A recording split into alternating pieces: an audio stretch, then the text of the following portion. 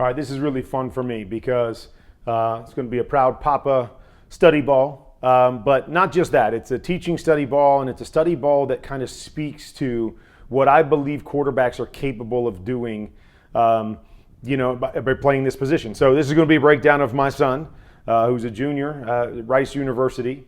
And I'm going to talk through, what he sees and his ability to process information, because I believe, obviously, if guys can do it at the college level, you expect the same thing from guys at the NFL level. So this week is going to be a study ball week about quarterbacks that throw for 400 yards. So EJ gets the first one. Later in the week, I'm going to have Russell Wilson, and we're going to go through his breakdown. But I just want to take you through, again, proud Papa, show you how good I think Elijah is, but as much as anything, his ability to process information at that level as a 21-year-old kid and say, that's why I break down tape the way that I do, because I believe quarterbacks have the capabilities of doing this.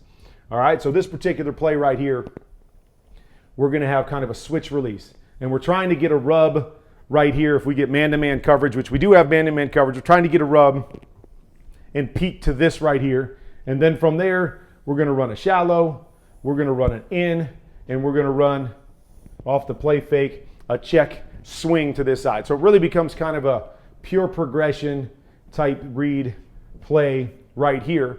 But the first thing that we're looking at and that EJ's looking at is he's seeing the stagger of these two defenders. So he's got press on the outside, and he's got off on the inside. Why is that important? Because if we're going to switch release and go here, great chance for this guy to go over the top and not get the rub that we want. So the ability to eliminate things early so you can get through your progressions becomes a big part of the process, the pre-snap as well as the post-snap. So as he comes off the fake right here, recognizes that that guy's running over the top. And again, big part of it was the pre-snap. So now he's going to look to the shallow. Doesn't like the shallow, tight coverage. Okay, you're going to see his feet and eyes work together. Okay, now he's back to the in, eyes and feet. Doesn't like it. Tight coverage right here in a timely fashion, working through all the way back to the swing. Dean Connors, good running back there at Rice, making the big play. All right, this is going to be my favorite play call. If you guys follow me on here, you know. This is a play called Poco. So it's a post and a corner, and then they're going to try to get the back through here to run the flat. So the idea is always want to peek the post if we get kind of a quarters type look. Anytime we get a middle high look, which they're going to get here, post is off, and it's really going to become a high-low read for the corner and the flat. Okay? So we're going to come off here. Ty Bowman, Z receiver, does a nice job chasing his depth and getting this corner to chase him right here. So now we're going to get our high-low, if that back can get out, on that outside linebacker right here. Now, what EJ realizes as he's going back to throw this is he's lost his flat. He doesn't have his flat coming to be able to pull down number 13. So he's got to have the ability to kind of change the throw right here. Receiver going flat. If he throws it to him flat, 13 has a chance to get involved. So as a quarterback, we like to try to will guys to change their route. So you try to will a guy to take it a little bit higher because you know that you've lost the flat, but they're not going to know that you lost the flat there. So instead, EJ just tries to throw him kind of a little higher and on the back shoulder. And Drayden Dickman right here does a great job of squeezing this play, right? Making the quarterback right, okay? Because again, you see EJ trying to say, come on, just go a little bit higher, knowing that that guy's underneath you and we can take that angle. But again, that's hard for a receiver to see what the quarterback sees. It had it happen to me a lot of times. So you set it up, and then great job right there to make the catch. And not only make the catch, stay on his feet and get into the end zone, get a little help from your friends. But a nice throw off the coverage to keep it away from the defense. Okay, another one of my favorite plays. We always talk about the route that built my house. So we're going to have this is a play that I call pinch. Okay, so it's an influence post down the middle of the field. Then they're going to have an expand in route right here. And then they're going to run a hook. In this case, they're actually running out of this hook. I like to have just a hook there. I'll talk about it in a minute. All right, so it looks like we've got a middle close look, right? It looks as if we're going to have a one high look right here. But on the snap, you're going to watch the defense, sprint back to basically a Tampa 2. So a 2-high look. This guy running to the middle of the field. All right, so where our first peak oftentimes is going to be this guy down the middle, not here because the guy's running through the middle of the field. So now it simply becomes a high-low off of this guy. All right, we're going to get, like I said, I like the hook here because I never want to have this guy run out into a different zone, because now if this corner comes off and takes that, this guy has the ability to fall inside. So I like to split those two defenders with the hook. So now the read stays solely on this guy. He gets width, I throw the in. He gets depth, I throw the hook. But they basically get the same thing here because the receiver kind of settles as he's coming out. So he's in that hook area right here. But EJ gets this guy to settle, sees the body language, settle of the feet, not getting depth. Got a guy in his face, but a great up and down throw. We always talk about having the ability to make different kinds of throws. You just got to drive this throw, and you got to drive it through bodies. You can't make every throw.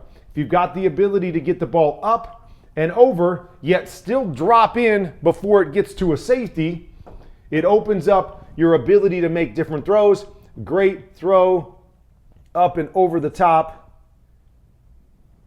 there to his tight end Graham for a big play. So you notice a big thing that I always talk about when I'm breaking down tape, right, is finding the guy in conflict, right? Having concepts that put guys in conflict. And you've seen that really on every play where we're trying to put a guy in conflict. The high-low on the corner and the flat, the high-low on the in and the hook, to find that defender. And again, you got to be able to read defenses and see the structure and understand who that guy in conflict is, but get that guy in conflict. Get your eyes on him, make your read, get the ball out of your hands quickly. All right, so EJ recognizes man-to-man coverage here. So he's going to change this to a play that has become kind of the flavor of the month at every level. Play that I call Hickey. So it's a hitch and a stick. Okay, so hitch, stick, and then an inside fade route. Okay, so if we get soft coverage, we're thinking hitch to stick. If we get a tight man-to-man coverage, we want to hold the free safety, and we like to throw that inside fade. Okay, so he changes it here. We get the width. Sees tighter coverage across the board. So again, he holds the free safety. Watch the eyes. As he comes back, hold the free safety. Now lay the ball out. Really good route there and catch by Kobe Campbell to fade away. Fade away. EJ put that ball out there because inside go route. So we talk about go routes 4 yards from the sideline. So it doesn't matter if it's an inside fade or an outside go. We like to be able to keep the ball in that same spot with it. So lay it to the outside number. Nice job separating and going to get this ball, making a nice catch, and another big play down the field.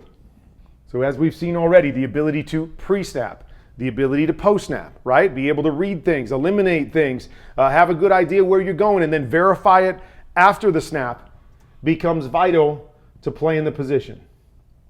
All right, so here's a play that I call Bosa.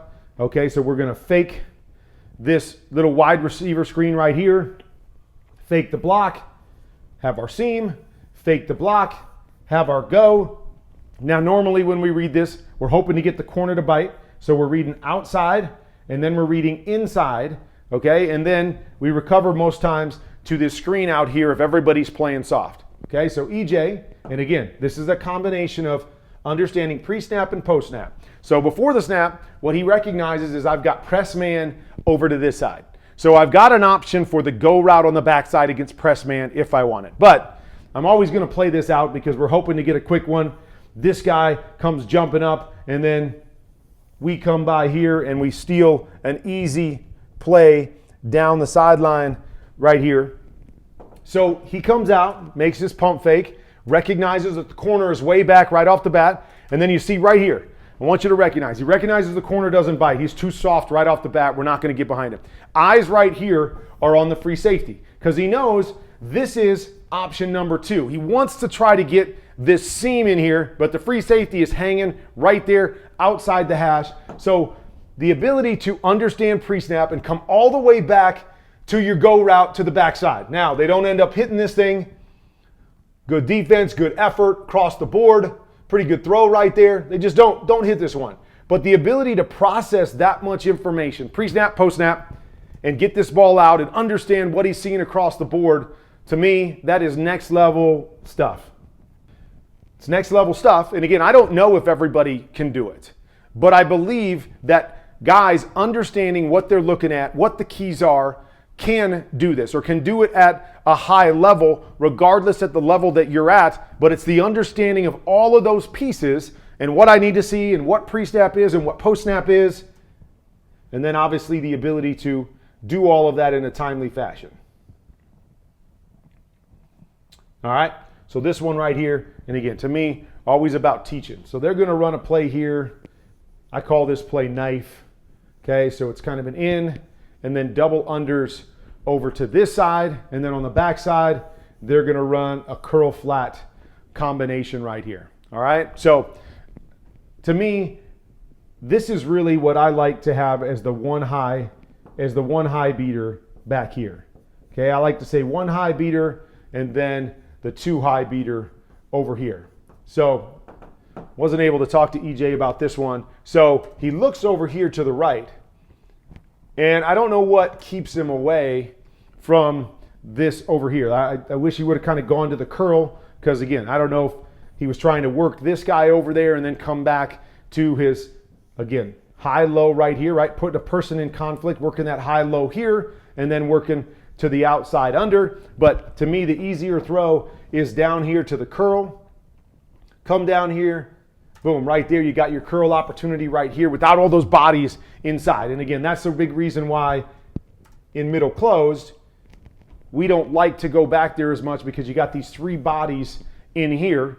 Whereas if we get kind of a too high look, we feel like we can 3-on-2 these guys to the front side over there. Don't have to worry about that backside guy getting involved in any way, shape, or form.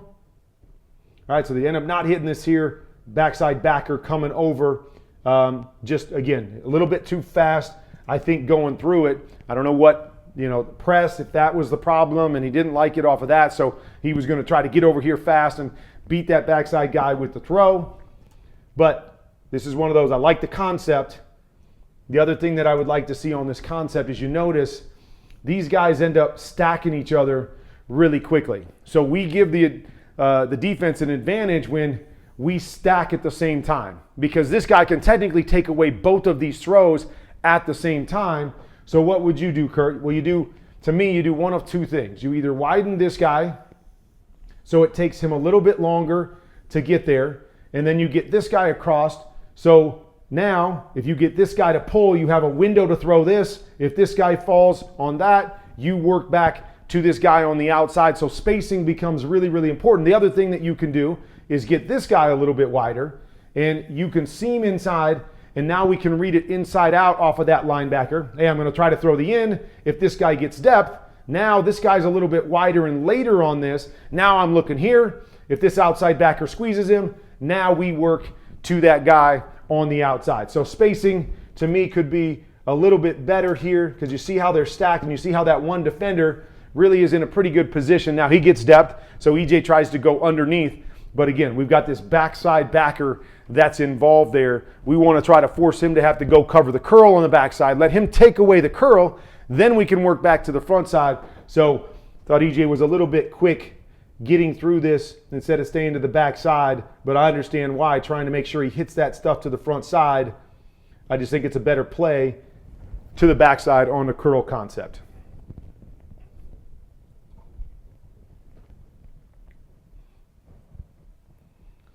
All right, so similar type concept here.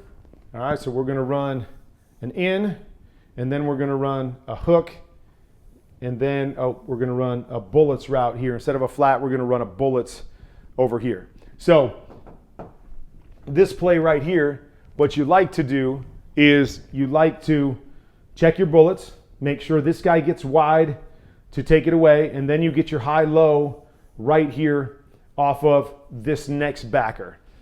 EJ's trying to work this guy to the backside, but to me, he kind of did it a little bit backwards. So he looks right, and then he goes back left, and by that time, he's a little bit late getting back to his in. So to me, you need to start and work your eyes left here, okay? But again, that's hard because he's got this bullets route here. So that bullets route can't really come late. So he has to peek over here to see if he's got the bullets.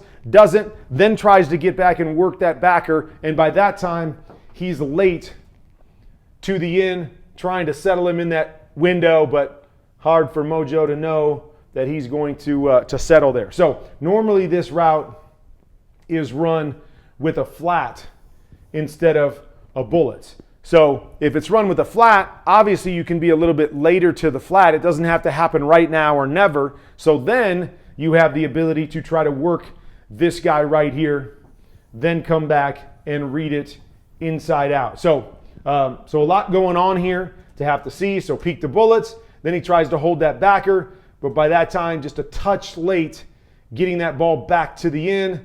The read is right, just the timing is just a touch off and not able to get it. So even though I'm biased, right, I want to use these tapes to teach, right? I understand no quarterback plays perfect, so I just want you guys to know that I'm judicious with what I do and how I pick this thing, and it's not just all the good stuff, right? You got to learn, and I use these as teaching tapes as well, always, okay? So we're going to come out, and these are always kind of tough concepts. We're going to sprint left, and we're going to run an out and a corner, okay? So the idea is really good. We're trying to get a high-low off of this guy. But what's really hard is now everybody is pursuing, and it's really tough, as you're moving left to kind of feel this out. So we got to read that corner right there. So EJ comes out, and he feels that guy settle right there, right? He settles. So he wants to go to his corner, but he keeps his eyes and does a nice job keeping his eyes on this guy the whole time. All right, and then it gets to a point where he's like, I'm just too late to the corner. But one thing we always talk about is on plays like this, we want to come out and look at the quick one first. So this is one, okay? We don't have it. We're going to go here to 2. But then once you go to 2, if you don't really like it and you don't feel good about it, come back to number 1 as basically your number 3. So it's high, or it's low, high, back to low, because what happens is this guy will take away the short one, and then when you don't throw it, they like to fall off a little bit and know, okay, he passed on that one, let me fall back to try to steal the deep one, and then they let the underneath one go. So a nice job right here of kind of playing it out, and then, making a throw there on the sideline, picking up the first down, but playing it out. Okay, the other thing we always talk about on here is I'm a guy that likes my first step when I'm running a sprint out to be backwards. Okay, so what we call a bucket step, kind of behind the center. So once we do that, then it gives us the ability to be able to turn our shoulders and then get downhill to attack a throw. EJ here is kind of going sideways, you see from the get-go. So it's really hard when you're going this way to get your shoulders turned and be able to throw this corner route. So I'm not sure he would have been able to make a good throw on this corner route anyways. So it was nice that he was able to play out the corner and then get the quick out and make a play.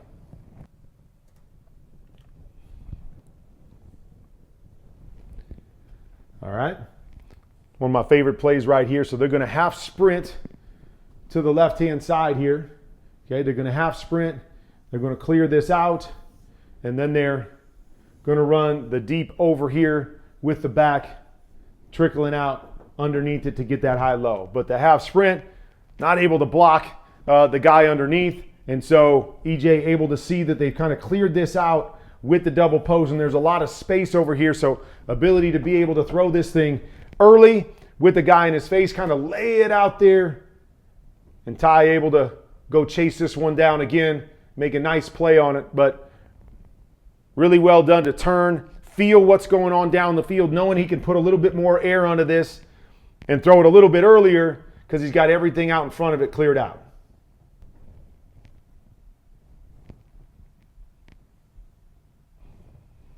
All right, it's one of my favorite plays from the weekend. All right, just a play that you call Chug.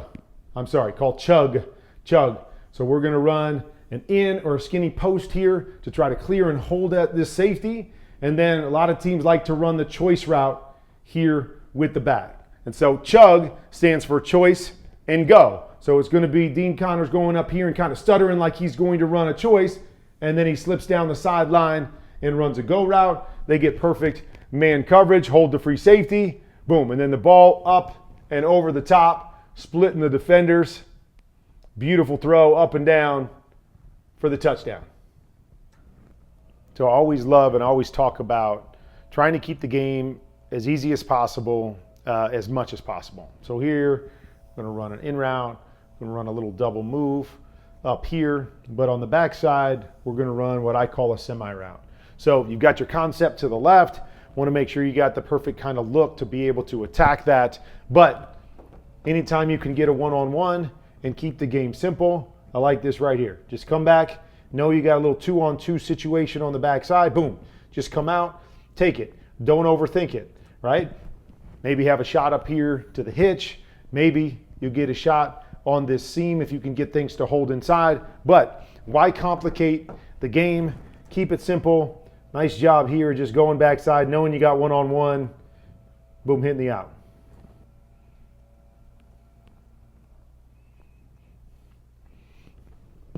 Okay, nice job on this play right here. So this is a play I call popcorn, okay? So it's pop, it's a corner, and then a flat right here.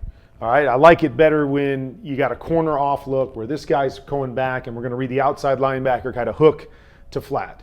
But you get cover two, and now if you're gonna read that side, it really becomes a high-low off of this corner. Does he fall back and cover the corner route? Does he come up and take the flat? So EJ here comes out and he's trying to look the corner to the flat. Okay, he's coming out and you see the body language, see the eyes, trying to get this guy to jump down so he can get the corner route up over the top.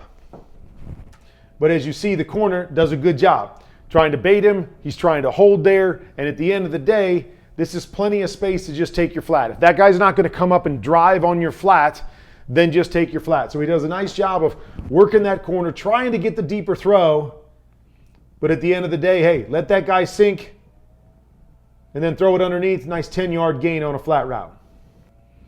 So much of what I talk about playing the quarterback position is having a plan, having an answer, understanding what you're seeing, and being able to get your eyes to that as quick as you possibly can so you can get your read and get the ball out of your hands. You know, I talk about it all the time, is that a lot of people are always talking about using your eyes and holding defenders. Yes, there's certain situations if you've got a double seam where you want to hold the free safety or work the free safety one direction and throw it the other. But there's a lot of plays where you're not really trying to hold anybody. You're trying to read somebody. So get your eyes right on that corner, because that's the only guy that really matters on a high-low. All right, right here we got the play fake. They're going to run a pivot over here, trying to get one-on-one. If you can win that really quickly, or if that corner's off, you just take it. Okay, the corner's down over there. And again, something that you recognize early. Hey, that guy's in press. Now, we still might win, but if he's in press, what we're really trying to get is this over route. And I know everything on the backside is down, so I'm going to come out, I'm going to peek it and verify it, but then I'm going to get right back to my over because I know I've got what I want on the backside. Another nice job here is pressure's coming, boom, ball's out of his hands. And this is the one thing that I think he does as well as anybody in college football. He sees it, and the ball's out of his hands so quickly. Great throw to the second level for a big play. So you see, one thing that I'm trying to really harp on here is if you have a good concept, how quickly you can get your reads if you know where your eyes should be. How quickly I can see pre-snap, everybody's down. Okay, get your eyes there, verify it. Okay, once I verified it, now I'm right back up to my second read, and the ball can come out so fast in these situations because you got a good play, you've got answers, and you know exactly what you're looking for.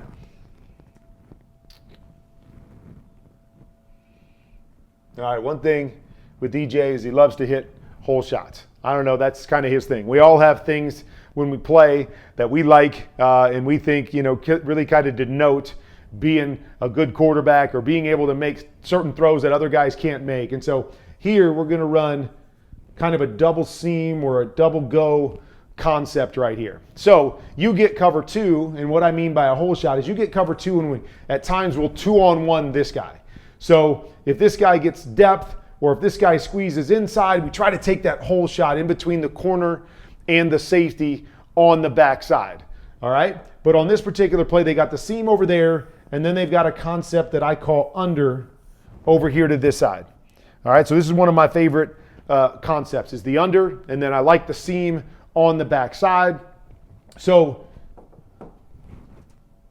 as we come out on this play, what we really want to do is we want to read this Mike linebacker right here. Okay, we want to see what that Mike linebacker does. Now he kind of holds in the middle here, but we really want to kind of, if he turns and opens to the boundary, we'd like to work our high-low off of this linebacker back to this side. If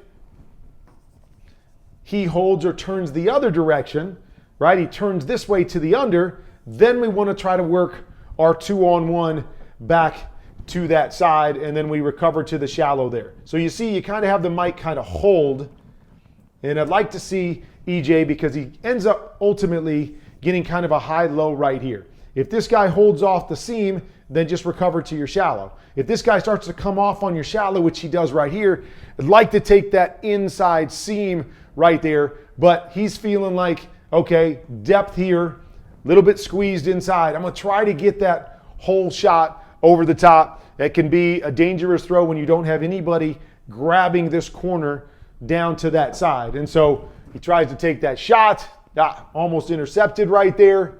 I understand what he's trying to do and why he's trying to do it. I just like him to stay inside. Now this is a tough coverage because they actually drop 8. So they drop a defensive lineman out in this position to take this shallow. Otherwise, this is going to be a little bit cleaner. But to me, come back and read this guy. If at any point you can get this guy and feel this guy turn that direction, work your high-low over here. If not, I want you to come out, and if you get this guy to turn this direction, come out and feel this guy right here. If you can get him to settle his feet, think this seam first.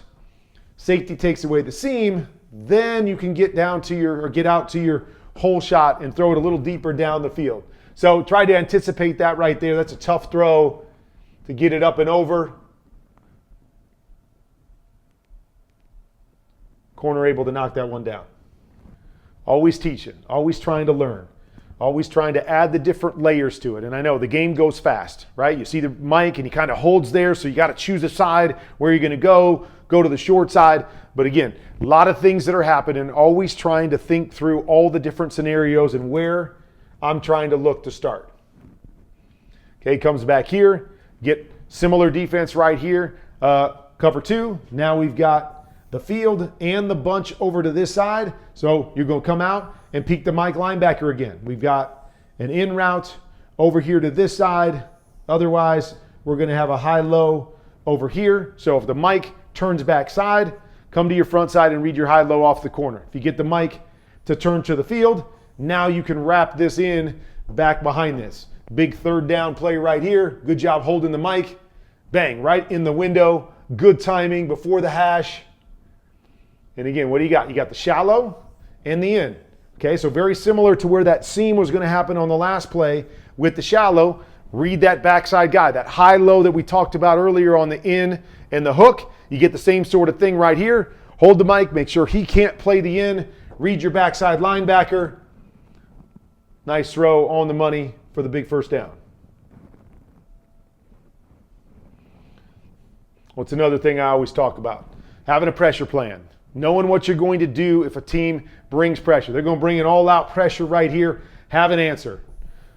Got a little built-in hitch right over here. See it? Boom, we got a little RPO going right here. Hey, see the pressure? Attack the pressure. Hit them where they ain't. Nice job.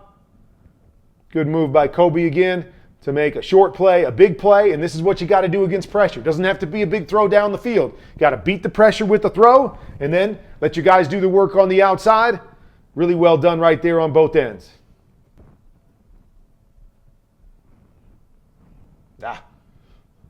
Missed one right here, so we got a triple slant call over to this side.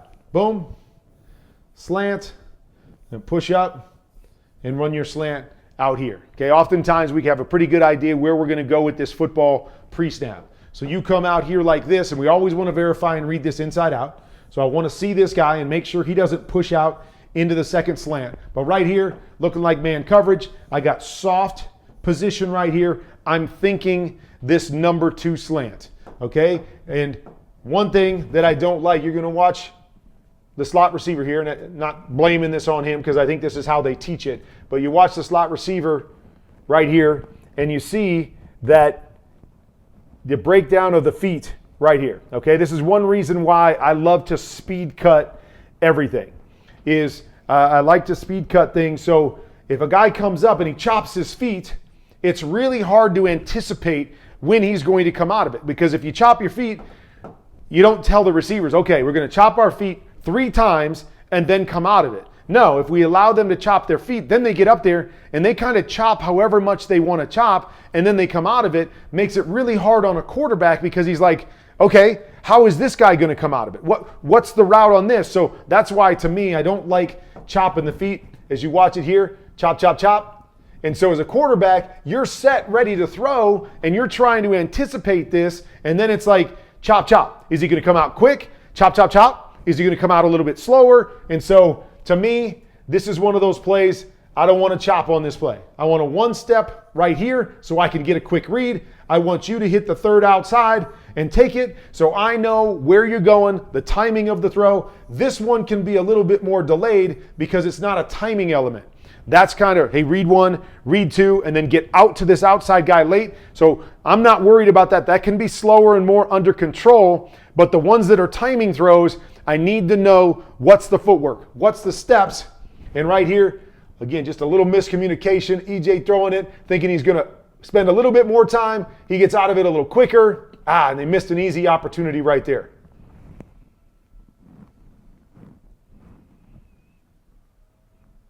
All right, great catch here by Matt Sykes. Had a great year for Rice. Hey, you got a shot right here. Going with the all-go. Taking your receiver, got press man on the outside. Lay that thing out there, give your guy a chance. Good job by Matt to go up high and make a great catch in traffic. Love it. Love it. As I said, have a good game like this. Throw for over 400 yards. There's going to be times you're going to need guys to make plays for you. Right there, it was one of those plays. All right, another one of my favorite plays right here. Okay, so concept is going to be a double post concept. All right, so we're going to read the near safety, whoever that is. If it's a middle safety, we'll read the middle safety. We get a quarters look, which is perfect, exactly what you want this play against. We're going to read the inside safety. If we can get him to grab the inside post, turn his hips, settle his hips, we're going outside on the post. So you see it right here. What do we get? Right there. We get the safety to flip his hips right there. And you see ball is coming out as soon as I see that. Another good throw, guy in his face. Boom, up over the top, laying it out there. Ty Bowman going out and getting his first touchdown of the year. Love it. Good play all the way around.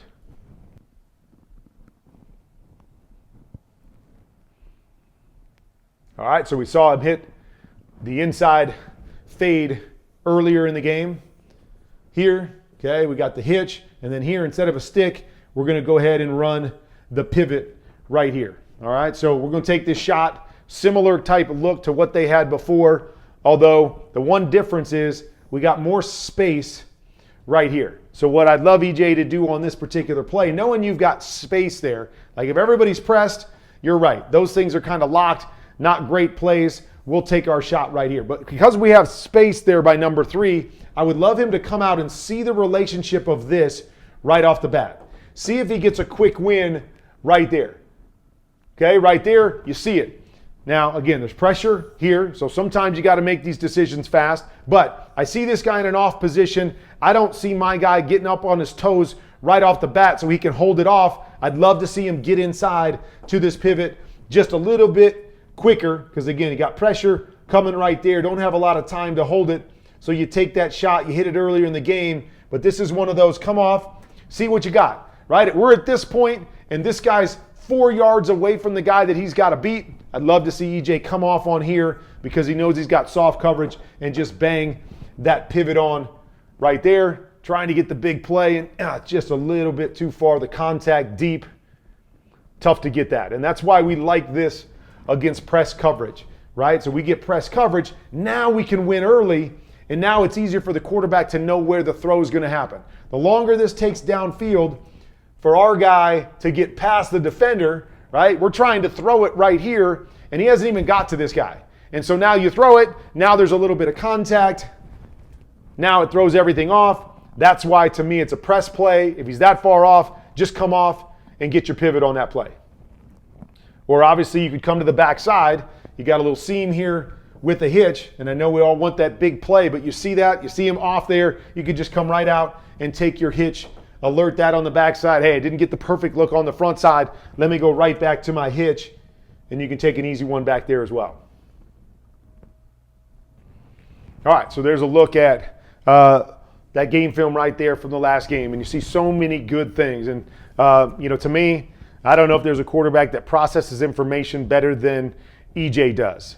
And so very proud of him and what he does and how he sees it and how he gets the ball out of his hands. But my point and my big picture was, hey, here's a young kid in college that has the ability to see and understand all the different aspects of what's going on, to recognize things pre-snap, to be able to process things after the snap. That, to me, is what playing quarterback is all about, where it really starts and where it really has to start at the NFL level. So this is fun for me to break down my son, give him a little bit of love, but more importantly, it's showing the big picture of how I like to evaluate the quarterback position, no matter what level you play, and then also to say, this is possible, right?